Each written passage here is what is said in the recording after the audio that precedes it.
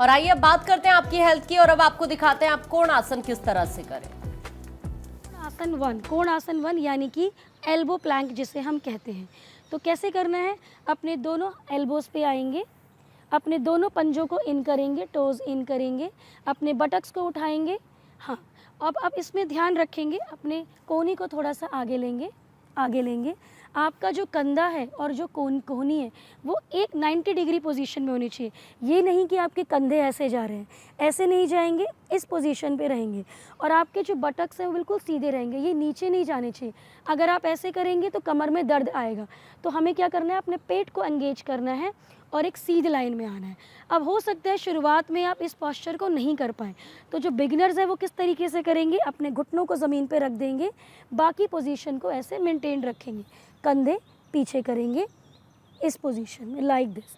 आप इस तरीके से भी होल्ड कर सकते हैं, पर इसमें ध्यान रहे कमर में दर्द नहीं आना चाहिए, आपको अपने पेट को एंगेज करके रखना है।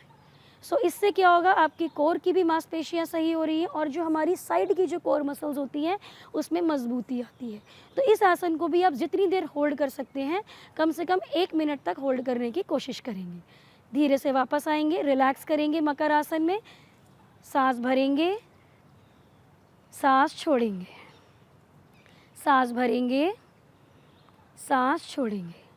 अगला अभ्यास जो हम करेंगे अपनी साइड ऑब्लिक मसल्स के लिए वो है पूर्वोत्तानासना। सो पूर्वोत्तानासना के लिए सबसे पहले दंड आसन में आएंगे। तो धीरे से उठेंगे, दोनों पैरों को सीधा सामने कर लेंगे, दोनों हाथों को पीछे लेके जाएंगे। हाँ, इस तरीके से आपने जाना है, कंधों को पीछे रखना है। सबसे इम्पॉर्टेंट है इसमें अपनी छाती को अपने ऊपर उठाना है। अब टोस को आगे की तरफ रखेंगे। अब श्वास भरते हुए अपने बटक को उठाएंगे। ध्यान रहे आपकी कोर की मसल्स बिल्कुल एंगेज होनी चाहिए, उसको लूज़ नहीं छोड़ना है। जब आप इस पोजीशन में आ जाएंगे तो धीरे से अपनी गर्दन को रिलैक्स करना है। आपकी गर्दन में किसी तरीके से खिंचाव नहीं आना चाहिए। तो इस पोस्चर से हम क्या कर रहे हैं कि जो हमारी साइड की जो ऑब्लिक मसल्स होती हैं उसमें मजबूती आती है और खिंचाव आता है। तो साइड की मसल्स हमारी स्ट्रॉन्ग होती है। तो जब भी कभी हम बाल्टी उठाते हैं भरी हुई पानी की, तो क्या होता है, हम इस तरीके से उठाते हैं तो हमारी कमर में लचक आ जाती है, क्योंकि इस मसल में मजबूती नहीं होती है। तो इस आसन से हम इस मसल की मजबूती कर रहे हैं, जिसकी वजह से कोई हम भारी सामान उठाएं तो हमारे कमर में दर्द नहीं आए। कोशिश करें इस आसन को 10 काउंट तक शुरुआत में होल्ड करें, फिर धीरे धीरे 1 मिनट तक।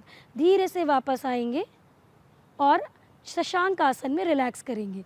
तो शशांक आसन में जाएंगे, अपने दोनों अंगूठों को मिलाएंगे पीछे से, दोनों घुटनों में थोड़ा सा गैप करेंगे और फिर धीरे से नीचे रेस्ट करेंगे, अपने फोरहेड को टच कर देंगे।